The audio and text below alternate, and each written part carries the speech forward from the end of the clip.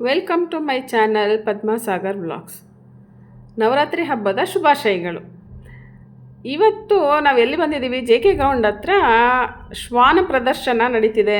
ಅಲ್ಲೇ ರೈತ ದಸರಾ ನಡೀತಿದೆ, ಮತ್ಸ್ಯ ಮೇಳ ನಡೀತಿದೆ, ಮತ್ತು ಹಾಲು ಕರೆಯೋ ಸ್ಪರ್ಧೆ ನಡೀತಿದೆ, ಮಹಿಳಾ ದಸರಾ ಇದೆ. ಸರಿ, ಹಾಗೆ ಒಂದು ವಿಸಿಟ್ ಕೊಟ್ಟು ಬರೋಣ ಅಂಥೇಳಿ ಬಂದ್ವಿ. 6th 7th ಇತ್ತು, ಡಾಗ್ ಶೋ ಇತ್ತು. ಹಾಗಾಗಿ ನಾವು ಬಂದ್ವಿ. ಬಂದಿದ್ದೆ ತುಂಬ ಜನ, ನಮಗೆ ಪಾರ್ಕಿಂಗೇ ಸಿಗಲಿಲ್ಲ. ನಾವೆಲ್ಲ ಒಂದು ಕಡೆ ಇಳ್ಕೊಂಡದೇ ಸೈಡಲ್ಲಿ ಬಂದು ನಿಂತಿದ್ವಿ. ನೆನ್ನೆ ತಾನೇ ಮಳೆ ಬಂದಿರೋದ್ರಿಂದ ತುಂಬ ರಸ್ತೆಲ್ಲ ಒಳಗಡೆ ಜೆ ಕೆ ಗ್ರೌಂಡ್ ಫುಲ್ ಹಾಳಾಗಿತ್ತು. ಹಾಗಿದ್ರೂ ವಯಸ್ಸಾದವರಿಂದ ಹಿಡಿದು ಸಣ್ಣ ಸಣ್ಣ ಮಕ್ಕಳು ಕೂಡ ಬಂದಿದ್ದರು. ಯಾಕೆ ಅಂದರೆ ಎಲ್ಲರಿಗೂ ಅಚ್ಚುಮೆಚ್ಚು ಈ ನಾಯಿಗಳು ಅಂದರೆ. ಒಂದೊಂದು ನಾಯಿಗಳು ಒಂದೊಂದು ರೀತಿ ಇದ್ವು, ತುಂಬ ಕ್ಯೂಟಾಗಿದ್ವು, ನೋಡೋದಕ್ಕೆ ಭಯನೂ ಆಗ್ತಿತ್ತು. ಆ ಥರ ನಾಯಿಗಳು ಕೂಡ ಇದ್ವು. ನಮ್ಮ ಮೈಸೂರಿನಲ್ಲಿ ಇಷ್ಟು ಥರಾವರಿ ನಾಯಿಗಳನ್ನ ಸಾಕಿದ್ದಾರೆ, ಇಷ್ಟು ಶ್ವಾನಪ್ರಿಯರು ಇದ್ದಾರೆ ಅಂತ ನಮಗೆ ಗೊತ್ತಾಗಿದೆ ಅವತ್ತು. ನಾವು ಯಾವತ್ತೂ ಬಂದೇ ಇರಲಿಲ್ಲ, ನೋಡೇ ಇರಲಿಲ್ಲ. ಮಕ್ಕಳಿಗೆ ಇಷ್ಟ ಆಗುತ್ತೆ ಅಂತಲೇ ಬಂದಿದ್ವಿ. ಹಾಗಾಗಿ ತುಂಬ ವೆರೈಟಿ ಆಫ್ ಡಾಗ್ಸ್ನ ನಾವು ನೋಡಿದ್ವಿ ಅಲ್ಲಿ. ಮತ್ತು ಅಲ್ಲಿ ಅನೌನ್ಸ್ಮೆಂಟ್ ಮಾಡ್ತಾನೇ ಇದ್ದರು. ಕೆಲವು ನಾಯಿಗಳು ಹೆಸ್ರುಗಳನ್ನೆಲ್ಲ ಹೇಳ್ಕೊಂಡು ಅವರಿಗೆ ಫಸ್ಟ್ ಪ್ಲೇಸು ಸೆಕೆಂಡ್ ಪ್ಲೇಸ್ ಅಂತ ಹೇಳ್ತಾಯಿದ್ರು. ನಾವು ಅದೆಲ್ಲ ನೋಡ್ಕೊಂಡದೇ ನಿಂತಿದ್ವಿ. ನಮ್ಮ ಮನೆಯವ್ರು ತುಂಬ ಹೊತ್ತೇ ಆಗಿತ್ತು, ಕಾರ್ ಪಾರ್ಕ್ ಮಾಡಿ ಬರೋದು, ಗಾಡಿ ನಿಲ್ಲಿಸಿ ಬರೋದು ಅಂತ ಹೋಗಿದ್ರು.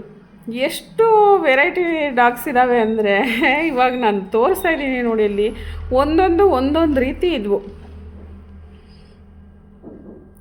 ಪುಟ್ಟ ನಾಯಿಗಳು ಕೂಡ ಇದ್ವು, ತುಂಬ ದೊಡ್ಡದು. ಅದನ್ನು ಹೇಗೆ ಅವರು ನೋಡ್ಕೋತಾರೋ ಮನೆಯಲ್ಲಿ, ಆಶ್ಚರ್ಯ ಆಗುತ್ತೆ ಇಷ್ಟು ದೊಡ್ಡ ನಾಯಿಗಳನ್ನ. ಅದು ಮತ್ತು ಅಲ್ಲಿ ಅಷ್ಟು ಪಬ್ಲಿಕ್ ಇದ್ರೂ ಕೂಡ ಒಂದೂ ನಾಯಿ ಬಗ್ಲಲ್ಲೇ ಇಲ್ಲ, ಆರಾಮ್ಸೆ ಹೋಗ್ತಿದ್ವು.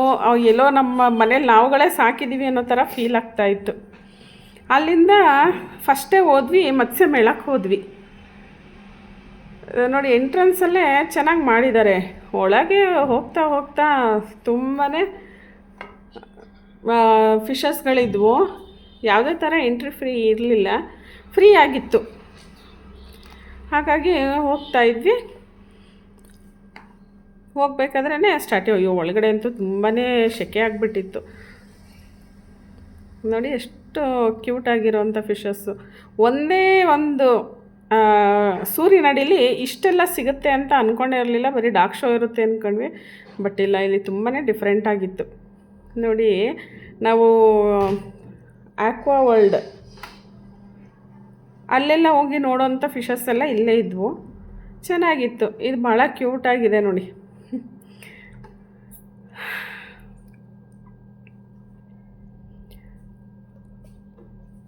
ಅಲ್ಲಿಂದ ಹಾಗೆ ಎಲ್ಲ ನೋಡ್ಕೊಂಡದೇ ಮುಂದೆ ಹೋಗ್ತಾ ಇದ್ವಿ. ಇಲ್ಲೆಲ್ಲ ಹೇಗೆ ಮೀನು ಕೃಷಿ ಮಾಡೋದು ಅನ್ನೋದ್ರ ಬಗ್ಗೆ ಡೀಟೇಲಾಗಿ ಕೊಟ್ಟಿದ್ದರು. ಮತ್ತು ಇವಾಗ ಸರ್ಕಾರದಿಂದ ಏನೆಲ್ಲ ಸವಲತ್ತು ಸಿಗುತ್ತೆ, ಈ ರೀತಿ ಉದ್ಯೋಗ ಮಾಡೋರಿಗೆ, ಮೀನು ಸಾಗಾಣಿಕೆ ಮಾಡೋರಿಗೆಲ್ಲ ಹೇಗೆ ಇದರಲ್ಲಿ ಸವಲತ್ತಿದೆ, ಹೇಗೆಲ್ಲ ನಿಮಗೆ ಬೆನಿಫಿಟ್ ಇದೆ ಅನ್ನೋದ್ರ ಬಗ್ಗೆ ಡೀಟೇಲಾಗಿ ಕೊಟ್ಟಿದ್ದರು. ನೋಡಿ, ಪಂಜರದಲ್ಲಿ ಮೀನು ಕೃಷಿ ಹೇಗೆ ಮಾಡ್ಬೋದು, ಇದಕ್ಕೇನು ದೊಡ್ಡ ಕೆರೆ ಥರನೋ ಈ ಪಾಂಡ್ಸು ಏನು ಮಾಡೋಂಗೇ ಇಲ್ಲ, ಆ ರೀತಿ ಹೇಗೆಲ್ಲ ಮಾಡ್ಬೋದು ಅನ್ನೋದ್ರ ಬಗ್ಗೆ ಇತ್ತು. ಹಾಗೆ ಮುಂದೆ ಹೋಗ್ತಾ ಈ ಮೀನುಗಳನ್ನ ಸೇವಿಸೋದ್ರಿಂದ ಏನೆಲ್ಲ ಬೆನಿಫಿಟ್ಸ್ ಇದೆ ಅನ್ನೋದನ್ನು ಕೊಟ್ಟಿದ್ದರು. ಒಂದೊಂದು ಮೀನು ಒಂದೊಂದು ರೀತಿ ನೋಡಿ. ಇದು ಪುಟ್ಟ ಮೀನುಗಳು. ಇದನ್ನೆಲ್ಲ ಹೇಗೆ ಮಾಡೋದು, ಹೇಗೆ ಸಾಗಾಣಿಕೆ ಮಾಡೋದು, ಕುಚ್ಚು ಮರೆಯಲ್ ಮೀನು ಕೃಷಿ ಅಂತೆ. ನಮಗೆ ಇದ್ರ ಬಗ್ಗೆ ಎಲ್ಲ ಏನು ಐಡಿಯಾನೇ ಇಲ್ಲ ನೋಡಿ. ನಾವು ನೋಡೋದಷ್ಟೇ, ತಿನ್ನೋದಷ್ಟೇ ಗೊತ್ತು ನಮಗೆ. ಕೃಷಿ ಹೇಗೆ ಮಾಡೋದು ಹೇಗೆ ಅಂತ ಇದೆಲ್ಲ ಬಂದು ಸುಮ್ಮನೆ ಆರ್ಟಿಫಿಷಿಯಲ್ ಫಿಶಸ್ಗಳು ಇಟ್ಟಿದ್ರಲ್ಲಿ. ಅದು ನಿಜವಾದ್ದು ಅಂತ ಸ್ವಲ್ಪ ನನ್ನ ಮಗಳು ಎದ್ರುಕೊಂಡ್ಲು. ಆಮೇಲೆ ನನ್ನ ಮಗ ಮುಟ್ಟಿ ತೋರಿಸ್ದೆ, ಇಲ್ಲ ಅಕ್ಕ ಇಲ್ಲಿ ನೋಡಿ ಅಂತ. ಮತ್ತು ಅಲ್ಲೇ ಒಂದು LED ಕೂಡ ಹಾಕಿದ್ರು. ಮತ್ತು ಇದು ದೋಣಿ ಹೇಗೆ ಹೋಗೋದು ಅದ್ರ ಬಗ್ಗೆನೂ ಒಂದಷ್ಟು ಡೀಟೇಲ್ಸ್ ಎಲ್ಲ ಕೊಟ್ಟಿದ್ರು. ತುಂಬಾ ರಶ್ ಇದ್ದರು ಜನ, ಮಕ್ಕಳು ತುಂಬಾ. ಯಾಕಂದರೆ ಈ ಟೈಮಲ್ಲಿ ದಸರಾ ಅಂದ್ರೇ ಜನ, ಎಲ್ಲೆಲ್ಲಿ ಇರೋಂಥ ಜನಗಳೆಲ್ಲ ಮೈಸೂರಿನಲ್ಲಿ ಇರ್ತಾರೆ. ಹಾಗಾಗಿ ಇಲ್ಲಿ ನಡೀತಿರೋದು 9 ದಿನ ಏನು ನವರಾತ್ರಿ ಇದೆ, ಆ ನವರಾತ್ರಿ ಕಳೆಯೋದೇ ಗೊತ್ತಾಗೋದಿಲ್ಲ ನಮ್ಮ ಮೈಸೂರು ಜನತೆಗೆ. ಫೈನಲಿ ರೈತ ದಸರಾಗೆ ಬಂದ್ವಿ, ಶಿಫ್ಟ್ ಆದಿ ಅಲ್ಲೇ ಪಕ್ಕನೇ. ಇಲ್ಲಿ ಇದು ನಾಟಿ ಬೆಲ್ಲ ಅಂತ ಹೇಳಿ ಕೊಡ್ತಾಯಿದ್ರು, ಟೇಸ್ಟ್ ಮಾಡೋದಕ್ಕೂ ಕೊಟ್ಟರು. ತುಂಬಾ ಸ್ವೀಟಾಗಿತ್ತು, ಚೆನ್ನಾಗಿತ್ತು. ಈ ಕಾಫಿ ಟೀಗೆಲ್ಲ ಹಾಕ್ಕೊಂಡು ಯಾವುದೇ ತನ್ನ ರಾಸಾಯನಿಕ ಕೆಮಿಕಲ್ಸ್ ಏನು ಇರೋದಿಲ್ಲ, ಮಿಕ್ಸಿಂಗ್ ಇರೋದಿಲ್ಲ. ಹಾಗಾಗಿ ಪ್ಯೂರ್ ಅಂತ ಹೇಳಿ ಕೊಟ್ಟರು. ಕಿಲೋ 100 ರುಪೀಸ್, ತುಂಬ ವರ್ತು. ಸರಿ, ಹಾಗೆ ಅಲ್ಲಿಂದ ಮುಂದೆ ಬಂದರೆ ಇಲ್ಲಿ ಜೇನುಗಳನ್ನ ಈ ರೀತಿ ಕೂಡಿಟ್ಟಿದ್ರು. ನಾವು ಏನಿರ್ಬೋದು ಅಂದರೆ ಆಕೆ ಎಕ್ಸ್ಪ್ಲೇನ್ ಮಾಡ್ತಾಯಿದ್ರು ಪಾಪ. ಇದು ಹೇಗೆ ಇದು ಹುತ್ತದ್ದು ಜೇನುಹುಳು ಅಂತ ಎಕ್ಸ್ಪ್ಲೇನ್ ಮಾಡಿದ್ರು. ನೀವು ದೊಡ್ಡ ಜೇನುತುಪ್ಪ ತಿಂದಿರ್ತೀರ, ಕಿರುಜೇನು ತಿಂದಿರ್ತೀರ, ಬಟ್ ಇದು ಹಂಗಲ್ಲ ಅಂತ ಹೇಳಿ ಎಕ್ಸ್ಪ್ಲೇನ್ ಮಾಡಿ ತುಂಬ ಒಳ್ಳೆಯದು, ಹೆಲ್ತ್ಗೆ ಮಕ್ಕಳಿಗೆ ಹೆಲ್ಪ್ ಆಗುತ್ತೆ ಅಂತ ಎಲ್ಲ ಹೇಳ್ತಾಯಿದ್ರು. ಅಲ್ಲೂ ತುಂಬಾ ಜನ ಅದು ಸ್ವೀಟು ಟೇಸ್ಟ್ ಮಾಡೋದಕ್ಕೆ ಅಂತಲೇ ಎಲ್ಲ ಕಡೆ. ಎಲ್ಲಿ ಇವರು ಬೇಲೂರು ಅನ್ಕೋತೀನಿ, ಬೇಲೂರು ಹತ್ರದಿಂದ ಬಂದಿರೋದು ಇವರು. ಬಾಗಲಕೋಟೆ ಅಲ್ಲಿ ನೋಡಿ, ಅಲ್ಲೇ ಹಾಕಿದ್ದಾರೆ. ಆ ಕಡೆಯಿಂದನೇ ಬಂದಿದ್ದು. ಅವರು ಅಲ್ಲಿ ಎಲ್ಲ ಥರ ಐಟಮ್ಸ್ ಇಟ್ಟಿದ್ರು, ಅಂದರೆ ಜೇನಿಂದ ತಯಾರಿಸುವಂಥದ್ದು, ಆಮೇಲೆ ಸೋಪು, ನ್ಯಾಚುರಲ್ ಸೋಪ್ಗಳು ಎಲ್ಲ ಇಟ್ಟಿದ್ರು. ಟೇಸ್ಟ್ ಮಾಡಿ ಹೋಗಿ ಅಂತ ಹೇಳ್ತಾಯಿದ್ರು. ತುಂಬ ರಶ್ ಇದ್ರಿಂದ ನಂಗೆ ಮುಂದೆ ಹೋಗಿ ವೀಡಿಯೋ ಮಾಡ್ಕೊಳಕ್ಕಾಗಲಿಲ್ಲ. ಹಾಗೆ ಮೇಲೆಯಿಂದ ವೀಡಿಯೋ ಮಾಡಿಕೊಂಡೆ. ಎಲ್ಲರಿಗೂ ಟೇಸ್ಟ್ ಮಾಡಲಿಕ್ಕೆ ಕೊಡ್ತಿದ್ರು, ಚೆನ್ನಾಗಿದೆ ಅಂತ ಹೇಳ್ತಾಯಿದ್ರು. ನಮ್ಮ ಇಲ್ಲೇನು ನಾವು ತೊಗೋತೀವಲ್ವ ನಾರ್ಮಲಾಗಿ ಲಯನ್ ಡೇಟ್ಸ್ ಇದನ್ನು ತೊಗೋತೀವಿ,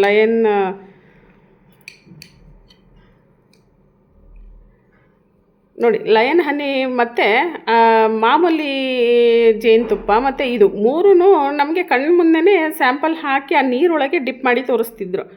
ಹೇಗೆ ಮಿಕ್ಸ್ ಆಗುತ್ತೆ, ಹೇಗೆ ಮಿಕ್ಸ್ ಆಗೋದಿಲ್ಲ, ನೀವು ಹೇಗೆ ತೊಗೋಬೇಕು. ಬಟ್ ನಾವೆಲ್ಲ ಸೂಪರ್ ಮಾರ್ಕೆಟ್ಗೆ ಹೋಗಿ ಅಂಗಡಿನಲ್ಲಿ ಹೋಗಿ ತೊಗೊಂಡ್ರೆ ಅಲ್ಲಂತೂ ನಮ್ಗೆ ಆ ಥರ ಎಲ್ಲ ಅವಕಾಶನೇ ಕೊಡೋದಿಲ್ಲ ಬಿಡಿ ಅಲ್ವಾ. ಹೇಗೆ ನಾವು ಚೆಕ್ ಮಾಡ್ತೀವಿ ಅನ್ನೋದಕ್ಕೆ ಬಿಡಲ್ಲ. ಹಾಗೆ ತೊಗೊಳ್ಳಿ ಅಂತ ಹೇಳ್ತಿದ್ರು. ಅಲ್ಲಿಂದ ಮುಂದೆ ಹಾಗೆ ಬರ್ತಾಯಿದ್ವಿ. ಇಲ್ಲಿ ನೋಡಿದ್ರೆ ನೋಡಿ, ಇಲ್ಲಿ ಹುಣಸೂರು ಹತ್ರ ಕಿರುಜಾಜಿ, ಇಲ್ಲಿ 26 kg ಇದೆ ಈ ಒಂದೇ ಒಂದು ಬೂದುಗುಂಬಳ. ಇದು ಸ್ವಲ್ಪ ಅಟ್ರಾಕ್ಷನಲ್ಲಿ ಎಲ್ಲ ನೋಡ್ತಾಯಿದ್ರು. ಮತ್ತು ಅವರೆಲ್ಲ ಹೇಗೆ ನೈಸರ್ಗಿಕವಾಗಿ ಬೆಳೆದಿರೋವಂಥದ್ದು, ಯಾವುದೇ ಥರ ರಾಸಾಯನಿಕ ಔಷಧಿಗಳನ್ನ ಸಿಂಪಡಿಸ್ದೆ ಬೆಳೆದಿರೋ ಅಂಥ ತರಕಾರಿ, ಫ್ರೂಟ್ಸು, ಸೊಪ್ಪುಗಳಿದೆ, ಎಲ್ಲನೂ ಡಿಸ್ಪ್ಲೇ ಮಾಡಿದರು. ಅದನ್ನು ಹಾಗೆ ಮಕ್ಕಳೆಲ್ಲ ನೋಡಿಕೊಂಡು ಬರ್ತಾಯಿದ್ರು. ನಾವು ಅಲ್ಲೇ ಬೆಲ್ಲ ತೊಗೊಂಡಿದ್ದ ಕಡೆನೇ ಈ ಹುಣಸೆ ಹಣ್ಣಿಂದು ಕ್ಯಾಂಡಿ ತೊಗೊಂಡಿದ್ವಿ. ಯಾರೆಲ್ಲ ಇಷ್ಟ, ನೀವೆಲ್ಲ ಯಾರೆಲ್ಲ ತಿಂದಿದ್ದೀರಾ ಅವ್ರು ಕಮೆಂಟ್ ಮಾಡಿ ತಿಳಿಸಿ ಹೇಗಿರುತ್ತೆ ಅದು ಅಂತ. ಅಲ್ಲಿಂದ ಹಾಗೆ ಮುಂದೆ ಬಂದ್ವಿ. ನೆಕ್ಸ್ಟು ಈ ರೇಷ್ಮೆ ಹೇಗೆ ನಾವು ಮಾಡೋದು ಅನ್ನೋದ್ರ ಬಗ್ಗೆ ಇಲ್ಲೊಂದು ಡೀಟೇಲಾಗಿ ಕೊಟ್ಟಿದ್ರು. ರೇಷ್ಮೆ ಹುಳು ಮೊದಲನೇ ಹಂತ, 2ನೇ ಹಂತ, ಅದು ಎಷ್ಟು ಟೈಮ್ ತೊಗೊಳುತ್ತೆ, ಮತ್ತು ಇದೆಲ್ಲ ಸರ್ಕಾರದಿಂದ ಸಹಾಯಧನಗಳು ಎಷ್ಟು ಸಿಗುತ್ತೆ ಇದನ್ನು ಬೆಳೆದ್ರೆ. ಇಪ್ಪನೇರಳೆ ಎಲೆ ಅಂತ ಇದನ್ನು ಬೆಳೆದ್ರೆ ಇಷ್ಟೆಲ್ಲ ಇದೆ ಅಂತ ನೋಡಿ. ಇದರಲ್ಲಿ ಹುಳಗಳಿದೆ ನೋಡಿ, ಇದೇ ರೇಷ್ಮೆ ಹುಳುಗಳು. ಇದು 2ನೇ ಹಂತ, ಇದು 3ನೇ ಹಂತಕ್ಕೆ ಇಷ್ಟು ದೊಡ್ಡದಾಗಿದೆ. ರೇಷ್ಮೆ ಹುಳು ಹೇಗೆಲ್ಲ ಆಗುತ್ತೆ ಅಂತ ಅಲ್ಲಿ ಕಣ್ಣು ಮುಂದೆನೇ ಇಟ್ಬಿಟ್ಟಿದ್ದಾರೆ. ಎಲ್ಲ ಒಂದು ಮರೆ ಮಾಡಿನೂ ಇಟ್ಟಿರಲಿಲ್ಲ, ನೀಟಾಗಿ ಡಿಸ್ಪ್ಲೇ ಮಾಡಿದರು, ಅಲ್ಲೇ ಬರೆದಿಟ್ಟಿದ್ರು ಕೂಡ ನೋಡಿ. ಅದು ಆ ಒಂದು ಎಲೆನ ಎಷ್ಟು ನೀಟಾಗಿ ತಿನ್ನುತ್ತೆ ಅದು.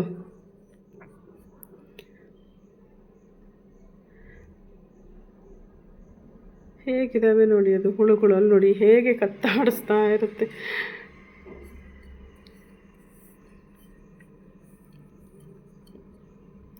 ಆ ನಂತರ ಹೇಗೆಲ್ಲ ಗೂಡು ಆಗುತ್ತೆ ಇದು. ಈ ಗೂಡಿಂದ ರೇಷ್ಮೆ ಬೆಳೆಯುತ್ತೆ.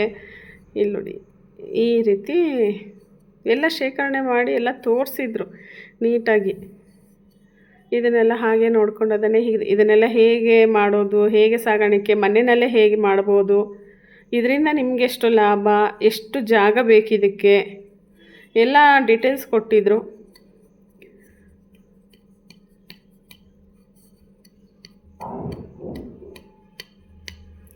ಇಲ್ಲೂ ಅಷ್ಟೇ ಎಲ್ಲ ಬೆಲ್ಲದಿಂದ ಮಾಡಿರುವಂಥ ಸಿಹಿ ತಿಂಡಿಗಳೆಲ್ಲ ಇದ್ವು. ಈ ಕೊಬ್ಬರಿ ಮಿಠಾಯಿ ಮತ್ತು ಮಿಕ್ಸ್ಚರ್ ಮಾಡಿದರು, ಅದಕ್ಕೂ ಅಷ್ಟೇ ಈ ಬೆಲ್ಲ ಕೊಬ್ಬರಿ ಎಲ್ಲ ಹಾಕಿ ಮತ್ತು ಕಡಲೆ ಉಂಡೆ ಇದೆಲ್ಲ